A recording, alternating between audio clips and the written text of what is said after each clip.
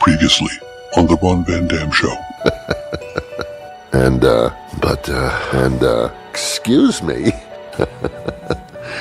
And if I'm having a shitty day, I'll make sure you do as well. No urine test, nothing. They're getting into something they have no idea, contorted into a donut. And now, today's episode of the Ron Van Dam Show. On the air everywhere, this is New England Broadcasting.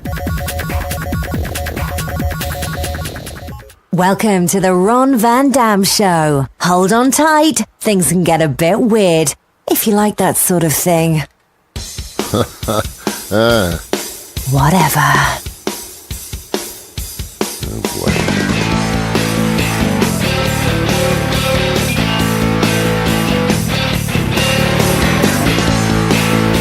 Are you ready for this? Are you ready? You sitting down?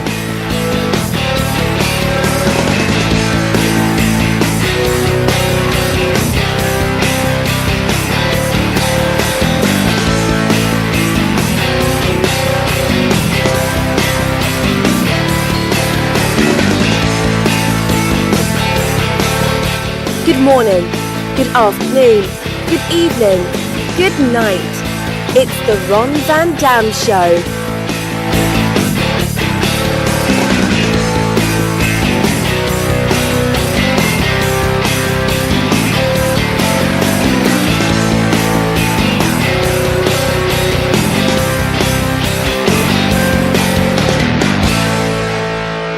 Sit back, relax, grab a cup of coffee, a cup of tea, whatever your liquid libation may be in the morning, and join us as we take a look at the world around us. As much as it's a pleasure to be with you, the pleasure is actually all yours.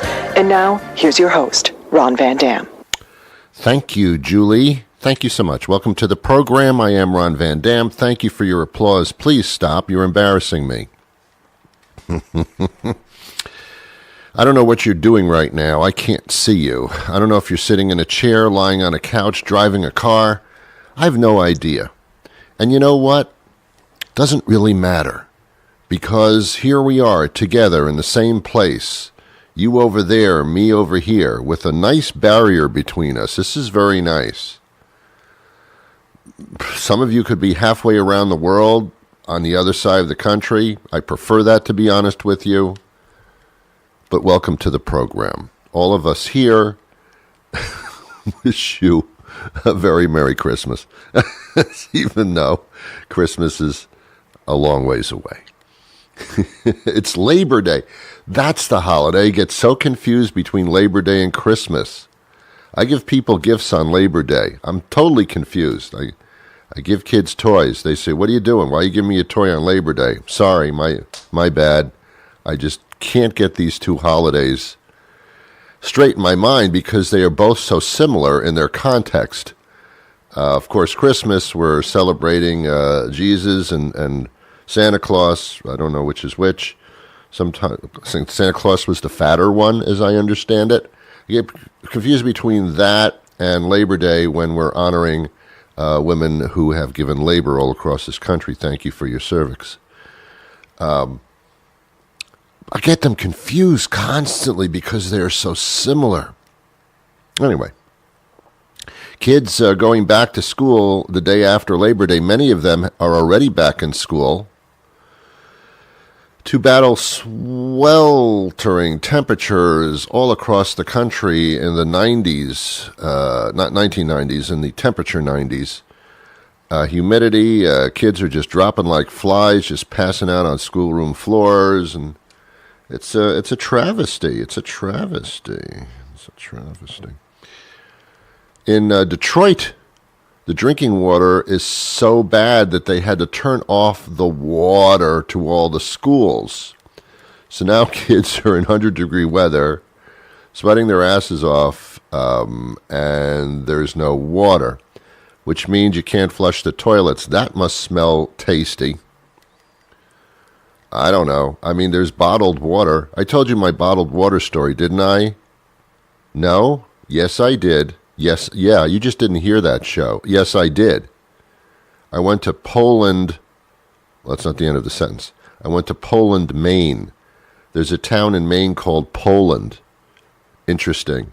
And oddly enough, there's a town in the country of Poland called Maine. That's odd. It's odd. It's so odd. It's like it was arranged like that. Poland, Maine is up near Lewiston, Maine. Like that makes a difference to you. Now you know exactly where it is. Who knows where Lewiston is? Lewiston is a good-sized town. They actually have 5 people in it. Maine is very sparsely populated. As a matter of fact, I can name all of them. There's Lucy and Bob, Fred and Ginger. Oddly enough, first names very similar to that dancing team. Nobody lives in Maine. People go up to Maine, they spend the weekend, and then they leave immediately. That's about it. If I were a dentist, I would move to Maine because, from what I gathered, people there don't have all their teeth all at once, in varying degrees. Like I had this tooth last week. I got that fixed. Now I lost this one. So it's that kind of thing. And I never saw so many gun shops in one place. Every mile there's a gun shop. And some of them actually say on their little billboards out front, we sell assault rifles. Certainly worth bragging about. Oh, my God. Anyway, so I went up there to Poland, Maine, because Poland Springs is up there. Did I tell you this? I think I did. And it's the bottled water capital of the world, probably. I mean, everybody has Poland Springs water because the damn place is right there. By the way, there is no Poland Springs. They drained that sucker a long time ago. It's just groundwater from Maine. It's really all it is. Seriously, I'm not kidding you.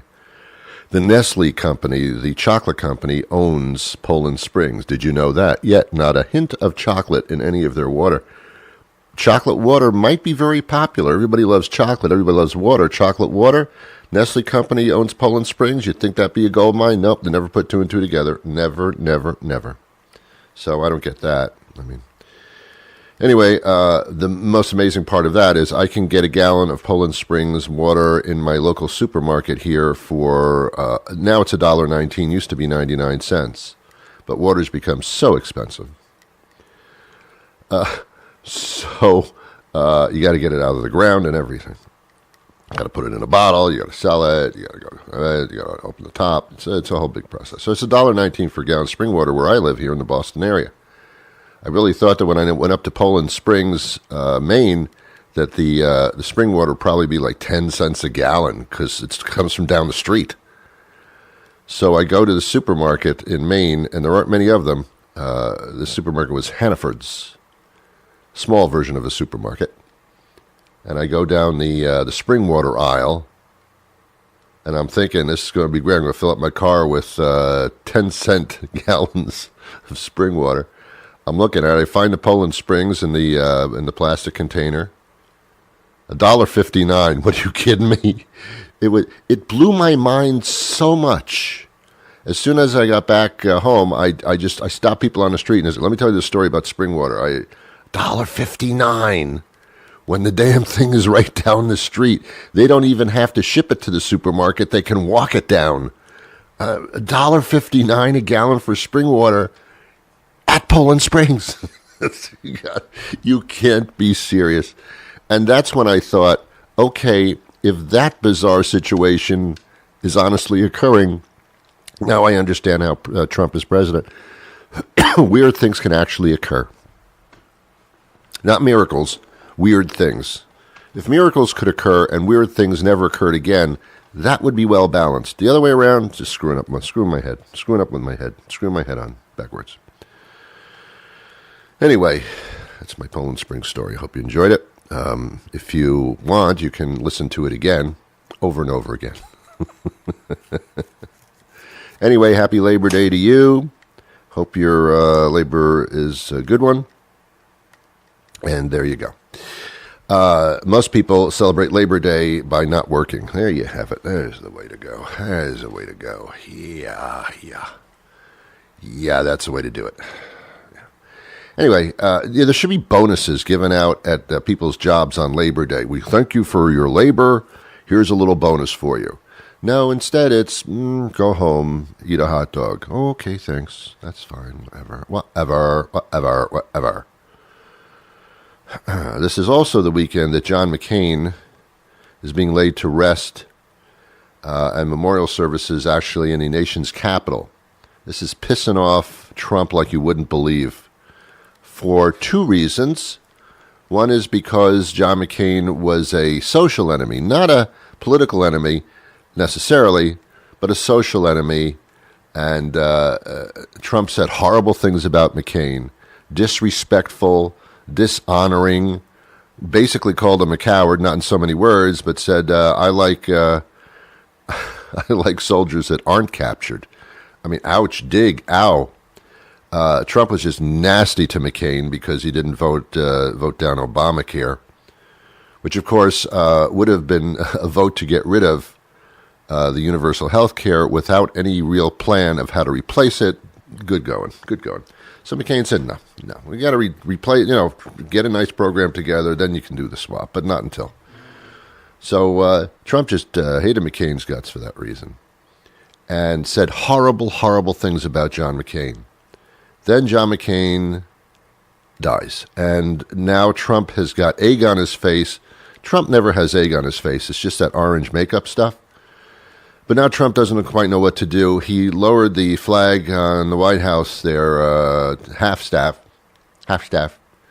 for a day, or what seemed like a couple hours, and then put it right back up to full staff.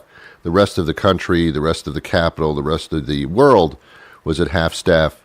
The White House goes back to full staff like this guy never died. And it's like, wait a minute. That is so that is carrying on the legacy of disrespect, Trumpy, lard head. The American Legion got in touch with the White House and said, you flauntering little piece of crap, you lower that flag. And Trump did. It's just, Trump is just totally disrespectful. He only cares about himself, and now McCain is stealing the spotlight. Even in McCain's death, he's a greater man than Trump is when he's living. Man. Anyway, so, Trump was not invited to McCain's funeral. Neither was Sarah Palin, the two greatest examples of screwing up a country.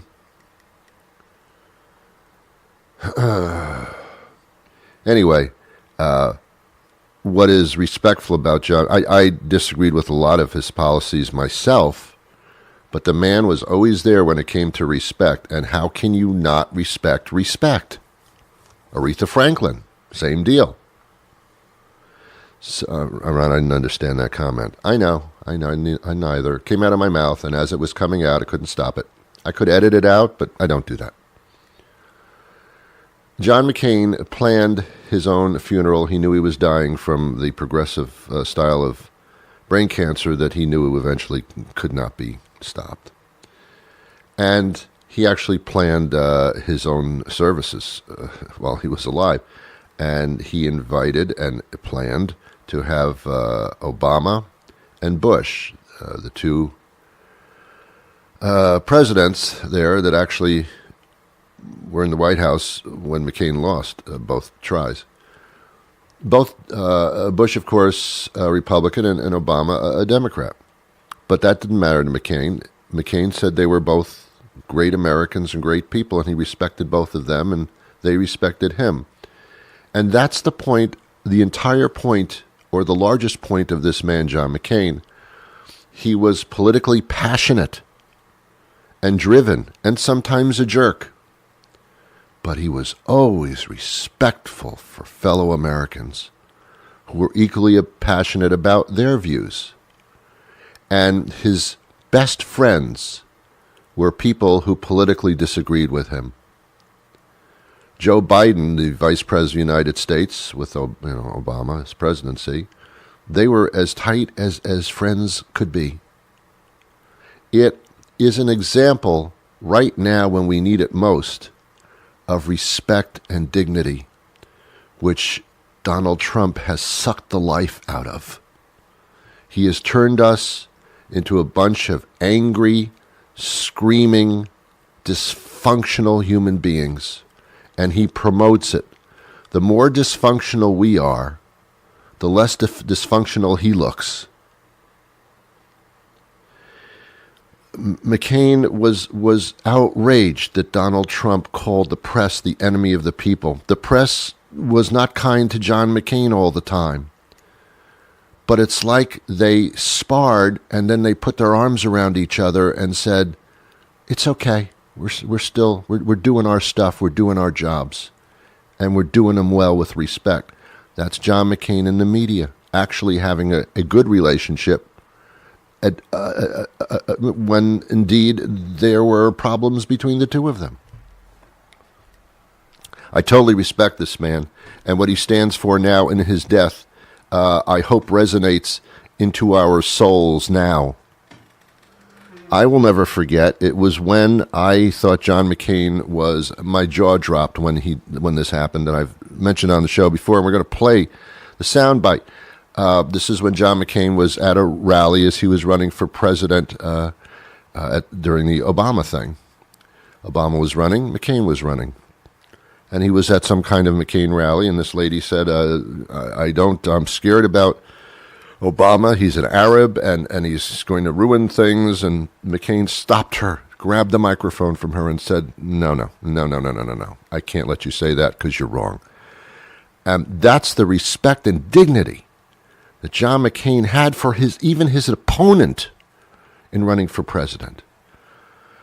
And then after that, you're going to hear McCain on a TV show on ABC called The View, where McCain actually explained why he stopped that lady from saying negative things about Obama. Let's listen to this. I can't trust Obama. I have read about him, and he's an Arab. He is not.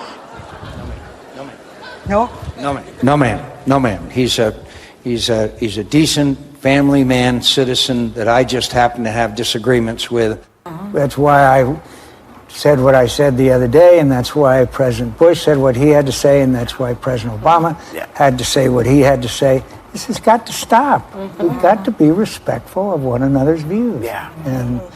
And have a dialogue that's based on truth and not on allegations and lies. And personal attacks. Will be the personal attacks are what bothers you, because I go to schools and I encourage young people to be involved in public office and public service. We all do, particularly with all the disasters and things that are going on in the world, but also to be leaders. So if they're going to be attacked and maligned and their families attacked, then it's hard to motivate them to do so. I don't know. It's sad that he's no longer with us, because he was the poster child for dignity and respect. And man, we need that so badly right now. Whenever I hear this Donald Trump guy, whom I totally disrespect because he disrespects me, if I said anything negative about him, which I do on a daily basis, he would malign me, cut me down, destroy my reputation, insult me, come up with some type of scathing, horrible name about me. He would make up lies about me and spread them accordingly. He's a despicable human being, and I use the term human being in the kindest manner of which he does not deserve. And I always throw in the caveat that it has nothing to do with his political views, of which I still can't understand what his views are. This man's only political view is, I'm the king and you're not. It has nothing to do with any of that. It has to do with the despicable display of indecency, anger, and flailing nonsense, and made-up lies that he spreads in order to manipulate you and I to buy snake oil off his truck, to embetter himself, and not you, and not America. This man, quote-unquote man, is a despicable human being, as I've said many times. That's my favorite phrase about him. And I just wish that Congress or some senator or some representative would stand up when Donald Trump says something so bombastically stupid, that somebody would just stand up and say, Donald, shut the hell up, will you? Shut your trap. You flapping, mindless little piece of crap. You're disgracing our country and our society. Just shut the hell up. Somebody in Congress stand up and say these words. Don, just shut up. I am tired of listening to the tantrum of a 2-year-old child. Okay, that's enough. You are listening to The Ron Van Dam Show. Don't worry, no one has to know. This is just between you and me and Ron. We cool?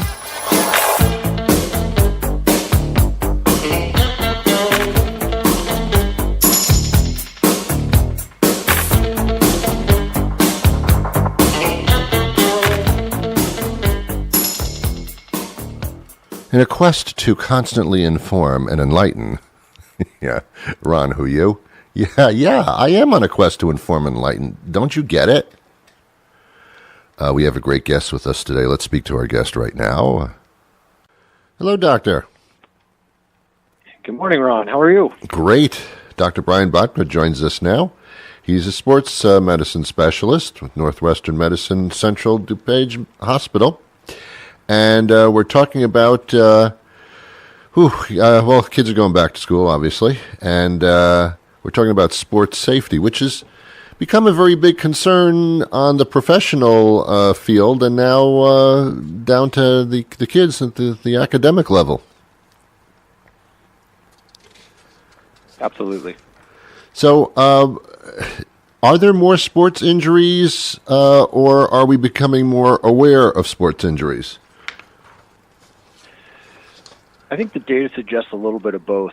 There are more sports injuries in that we have a lot more kids playing organized sports, and so that data suggests that we're getting more kids, particularly playing one sport year round. So our early specialization overuse injuries are definitely increasing and becoming somewhat problematic.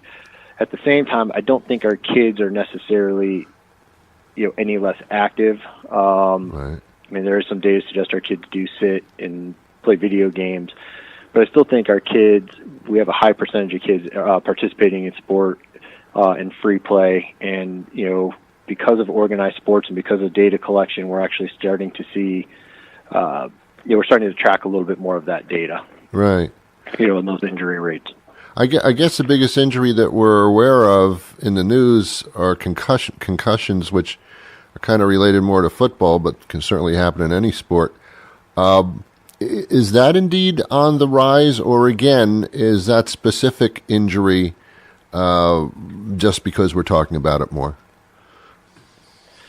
Again, also I think a little bit of both. I do think public awareness is really high. Yeah. I do think every generation kind of has a sport-specific topic that becomes kind of the flavor of that generation, and for ours it's definitely concussion. Yeah. And I definitely think it's a good. I mean, public awareness is how we educate, and education is our biggest tool in terms of recognition and treatment.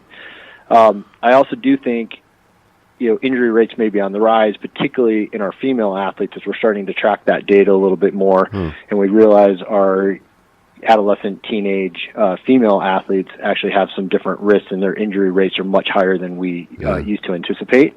Yeah. Doctor, I mean, the bottom line is it not true that getting involved in sports on a fairly intense level, which could even be in school, your body is going through more trauma than if not? I mean, you are putting your body at risk for lifelong consideration. That's kind of a fact, isn't it? Kind of a trade-off, really, always?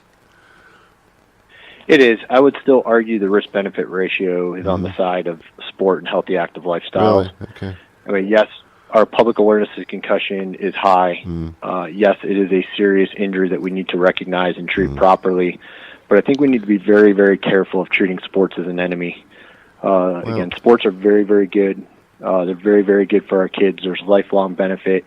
When we really tease out injury data, we do have to recognize that a lot of traumatic brain injuries and mild traumatic brain injuries happen in everyday life.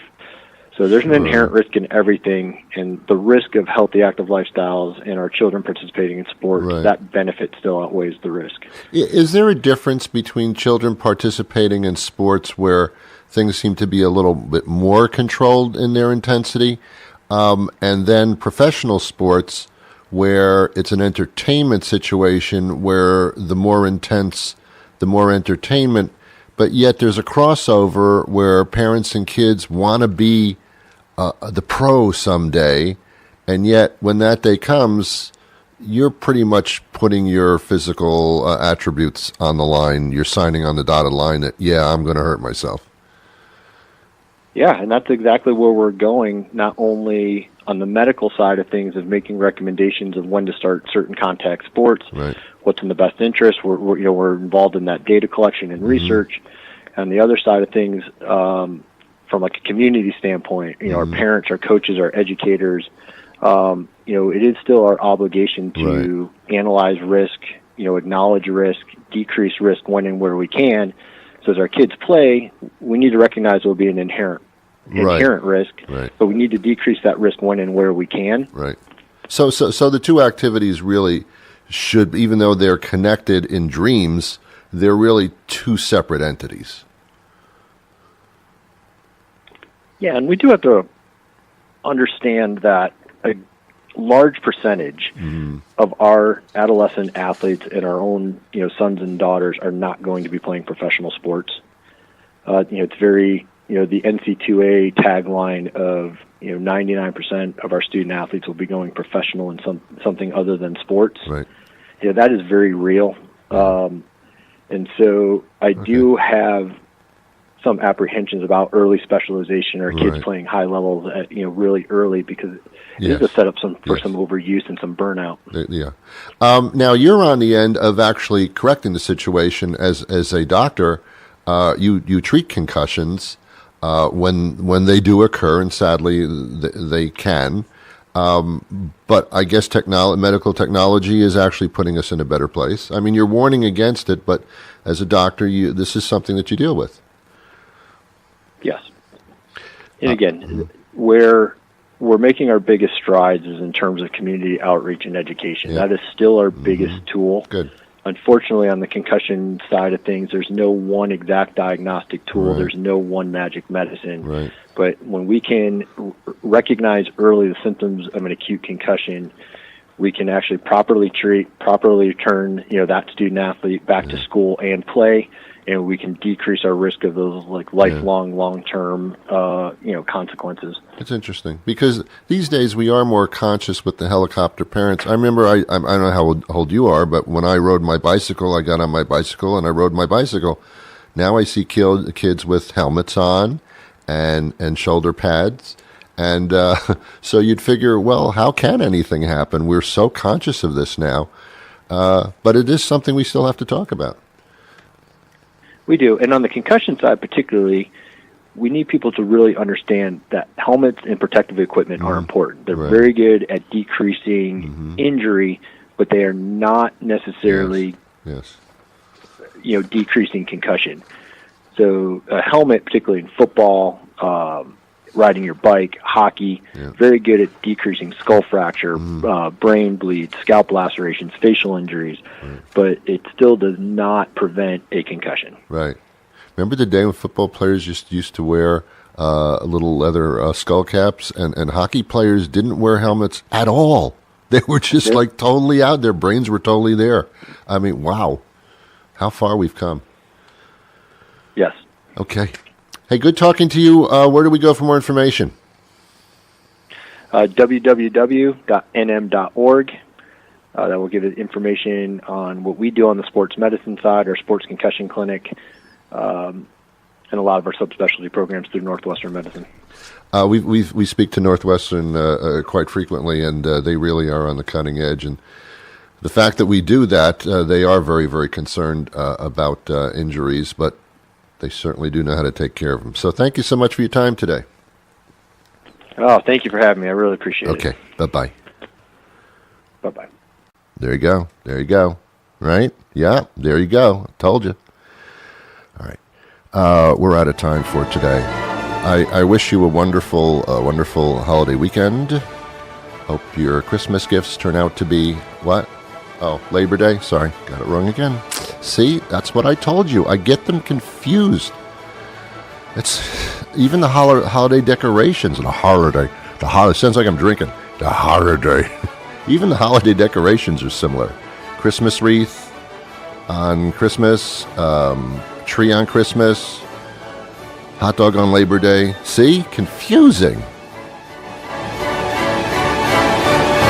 I'll be back with you on Monday. Yeah, Monday. No kidding. Huh? Right? Tune in. I wish you peace.